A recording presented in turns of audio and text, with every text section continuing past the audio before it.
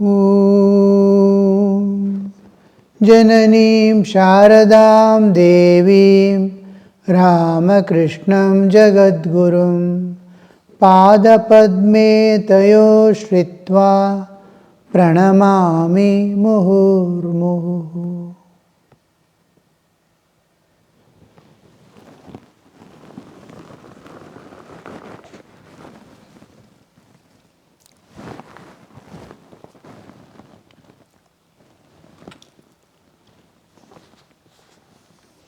Monday, December 31st, 1883.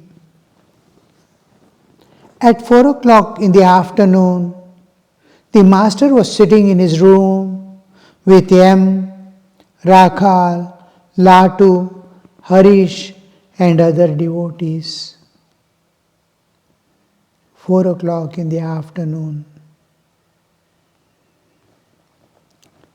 Addressing M and Balram, the master said, Haldari followed the path of knowledge. Day and night he used to study Upanishads, the Adhyatma Ramayana and similar books on Vedanta.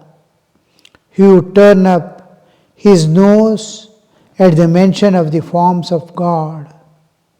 Once I ate from the leaf plates of the beggars. At this, Haldari said to me, How will you be able to marry your children? I said, You rascal, I shall ever have children? May your mouth that repeats the word from the Gita and Vedanta be blighted. Just fancy, he declared that the world was illusory and again would meditate in the temple of Vishnu with turned up nose. How you see contradiction, inner contradictions. We say, the Advaitin says, everything is Brahman. But does he see Brahman in everything? The next moment he says, all this is unreal, all this is illusory. He is seeing to duality.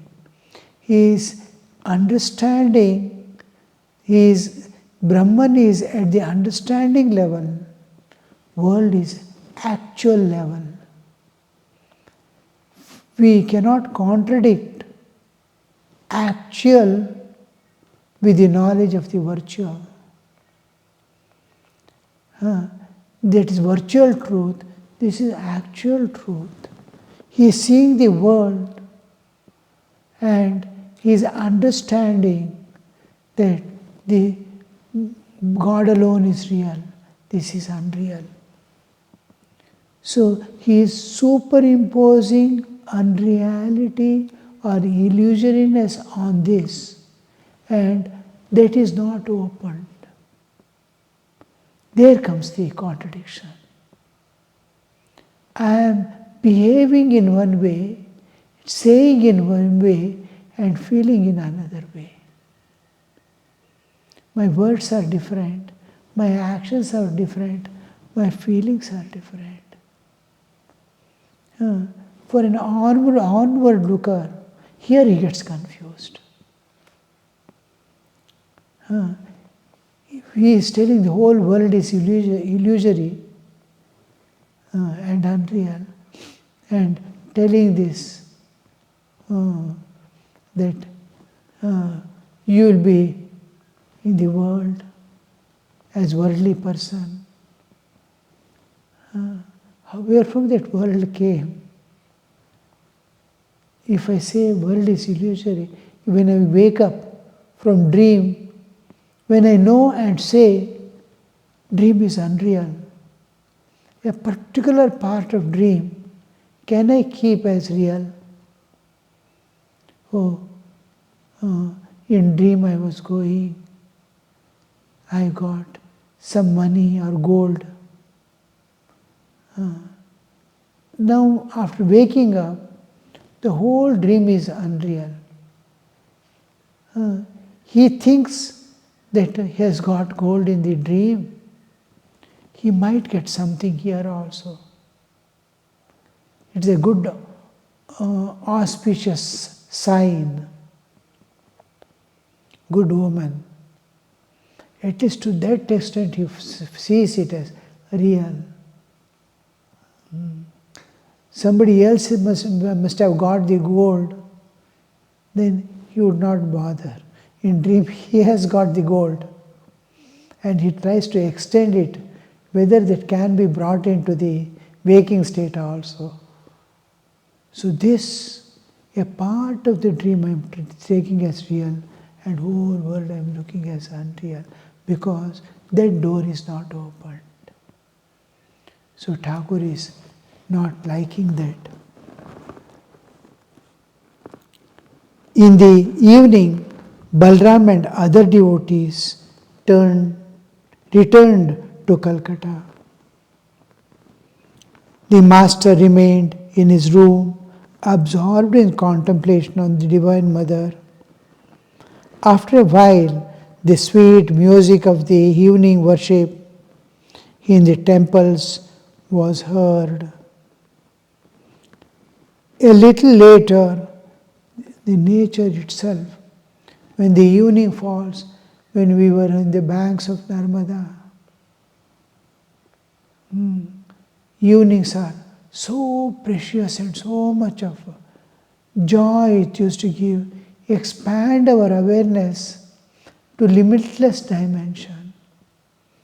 The slow flow of the river, the whole thing surrounded by hills and forests. Narmada is flowing in between. Here, there on the banks, a few temples with their towers, very little population around. And all the temples will, in that, the mics will be singing the bhajans, prayers. So nice, that atmosphere itself, the fall of the evening. The hot day has ended, the sun has come down, and the night is yet to begin. The dusk, the whole cows are returning home, birds are returning to their nests. What a beautiful thing. All chirpings begin, and as if they are all singing and participating in the Vesper worship. It's so nice. The cool breeze is breezing, and we are sitting there alone, looking at the vast universe. So that the nature itself participates or creates a worshipful attitude and awareness. The nature herself is worshipping God.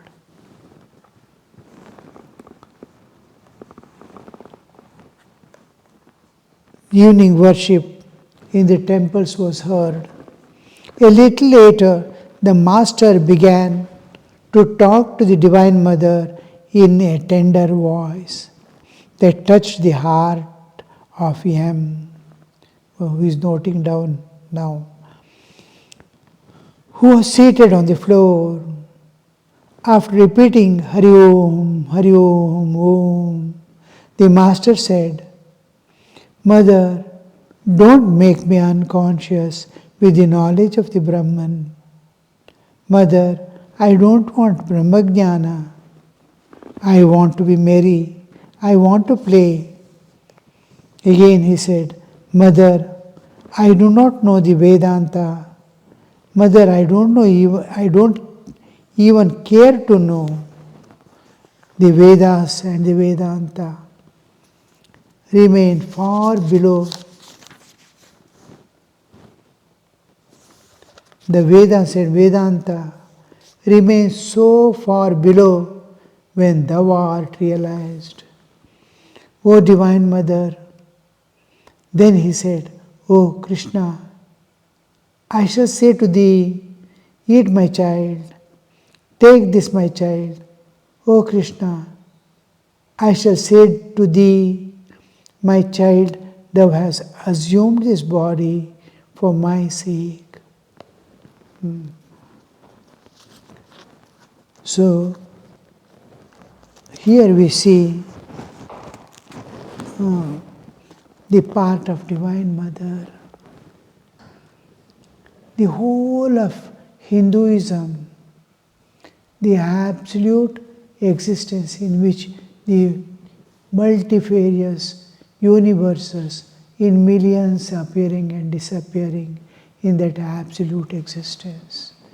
The one absolute existence, Ananta Sachidananda Sagara, in this innumerable. Now, just like a lamp has two heat and light, there is heat, there is light in a lamp. There is oil in the lamp. When the lamp is not lit, there is only oil. Oil is fire. When it is lit, the whole oil is going to become fire and disappear. Just like wood is fire, any fuel is fire. When do we see wood as fire? When it is burning. When forest fire, there is no wood. All wood are turning into fire. Wood is becoming fire. It is fire because it is absorbed from the sun. It is accumulated and preserved the energy of the sun, which is giving back the sunshine. Heat is being thrown away and the tree disappears, the wood disappears. Like that, every fuel is fire in latent state. Like that, before the creation comes, the Brahman is in latent state with the energy. When the lamp is lit, there is two manifestations, heat and light. Heat is the light. Light illumines, heat keeps the movement possible. All movements, our bodily movement or the world movement or the vehicles moving, whatever you see is produced out of heat. So all movements we see is heat is energy and movement is created by the energy. So two aspects.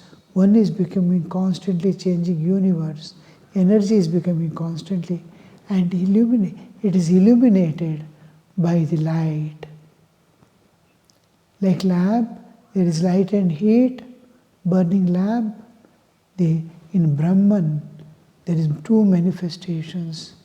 The one is the illuminator of the universe and all beings, which we call the Lord of the universe, the God, personal, and the absolute existence which manifests this universe and the two aspects of creation as the Lord of the universe and as the universe itself, the Shakti.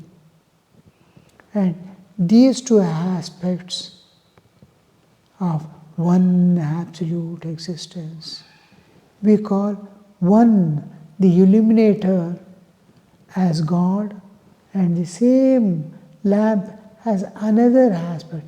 Lamp is burning. There is heat also coming out. Light also is coming out. So the same lamp as heat is Shakti. Same lamp as light is the Lord of the universe who pervades the universe and illumines it. Tasya bhasa sarvamidam vibhati. By his light, all these are enlightened. So that two aspects, one absolute becomes two, the Shakti and the Ishvara. One aspect of God we call the Lord of the universe. One another aspect of the same God we call it Shakti. With same lamp, same flame, we call it heat or we may call it light. The light aspect of the same flame is one. Its heat aspect we call Shakti, light aspects we call Ishvara. So, Jagata Pitarau Vande Parvati Parameshwar, when we say the same two, in Chaitanya, Chit Shakti, we use the term in Vedanta. Shiva Shakti, in Shaivism of the in Shaivites, say Shiva and Shakti. Now, same thing in when we come to Yoga and Sankhya, Prakriti and Purusha. The different terminology is used, and Puranas, Shiva Shakti. Now, this is the whole essence of Hinduism. It is a complete understanding of Hinduism. One becoming two and manifesting as universe and Lord of the universe. When we say the absolute existence in which is manifesting as the two, the universe and its Lord, we call that as Brahman, and we call it as it. It is Brahman.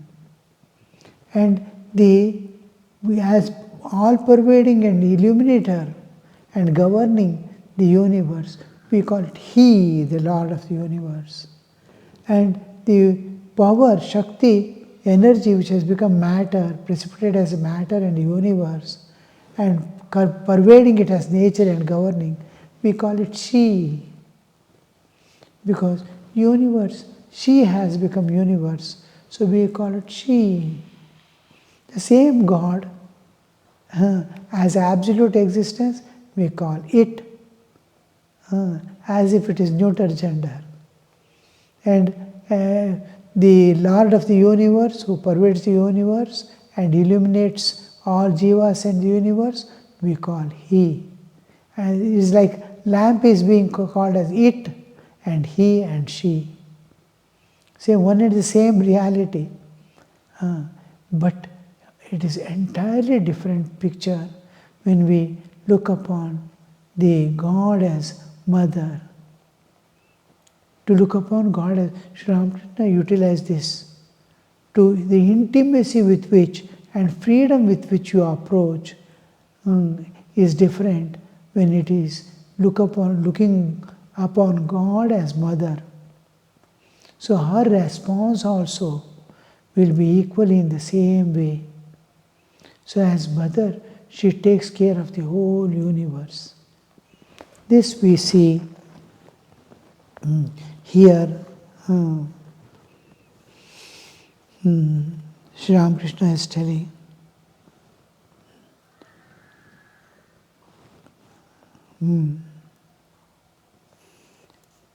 Vedanta remain far below when you realize. Again, I will go back. Again, he said, Mother, I do not know the Vedanta. And Mother, I don't even care to know. The Vedas and Vedanta remain far below when thou art realized. The Divine Mother. The Divine Mother. How it is, the same thing is being told in the Vedanta as it, Brahman, from which the two aspects have emerged out as the Lord of universe and as the Mother of the universe. Now same lamp I am calling as light giver or heat giver. It doesn't matter. Heat is energy, manifests as matter. But here what is happening is, looking upon Divine Mother, God as Divine Mother, I can enter into it and play as I want. I have the total freedom and oneness with it. But to see the same thing as Lord of the universe, who is controlling, governing and all, that intimacy that inner apartments I cannot enter. This is the difference, that I can never have intimacy because I am seeing it as Lord of the universe. This is Mother of the universe, my Mother. So when we see, oh, this is full of knowledge, this is true knowledge that everything is Brahman, but the heart remains empty. The brain is full, it has totally accepted everything is God, but there is, that limitation is there. And here we see the Thakur telling Veda and Vedanta, that is the ultimate knowledge given to the world by Hinduism, and is the highest knowledge gained by humans on this planet. So that itself, Vedanta, remain so far below when thou art realized. When someone realizes you as Divine Mother, as an intimate, one's own being, then where is Vedanta and Vedas? They look far below. Then he said, O Krishna, I shall say to thee, eat my child. Take this, my child. O Krishna, I shall say to thee, my child, thou hast assumed this body for my sake. That is how I am going to be with God. Just like the humans live with their families and with things. This is not an imaginary thing. It becomes an imagination if you are body. It becomes a real if you are spirit. After realization, it is true. Why are we now I am body, why should I say I am intimate with God? Because trying to be intimate with God, I drop my bodily identity and awaken my spiritual identity. Loving God intimately, being aware of God, I am developing my intimacy to drop away my bodily identity and awaken my spiritual identity. Spirit alone can go with spirit, body can go with body. So to awaken that spirit, to deny this body, I repeatedly say, I love you, my Lord. I am bringing God to the level of my existence, and then He is going to create me, lift me to His level of being the divine. Man creates a God in his own image. We commonly hear it is God who creates the man in his own image. The gospel of Christ. God created man in his own image, but we see each man creates God in his own image. And that created God transforms this person. I have created a God of my own understanding. Whatever scripture says, I have heard. Whatever enlightened souls have told, I have heard. And on that basis, I have mentally created a God of my own. This may be far away from the reality, but this created God, I am surrendering repeatedly in my own mind. I am surrendering to an imaginary God which I have imagined in mind. And that imaginary God transforms me in such a way, it awakens my inner divinity to see the real God. First we take, it's just like in algebra and all that. Let the father's age be X. There is a problem which these equations are there. son's age is so many times the father's age, and this and that. And finally, what is the age of the father? Finally asks. We let the age of the father be X. X is unknown entity. It is an imaginary thing. And finally, I arrive at the actual value. So this is unknown entity, but I keep it is a particular aspect of God. It is X. God is X now. And then later on, I get its value. To get the value, I am taking the name, form, everything according to my own nature. Whether it is Krishna or Shiva or Durga, I select as my Ishtadevata. Because I have that tendency, I have that nature, I am that. So I develop that being, that, the Ishtadevata. And that Ishtadevata converts me, awakens the real spirit in me, that I can see the spirit ultimate. A real spirit I can see. Imaginary ultimately takes, imaginary is so clear, and it turns out to be visualization. From visualization, I reach the reality, the absolute reality.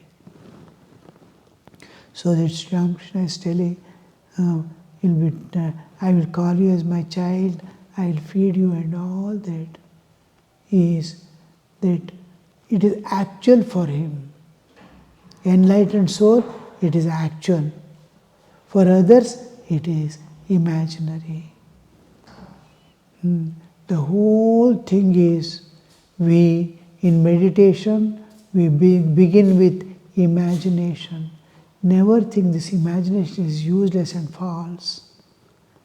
This imagination is a stepping stone to contemplation, contemplation to visualization, visualization to deeper meditation, meditation to samadhi and realization.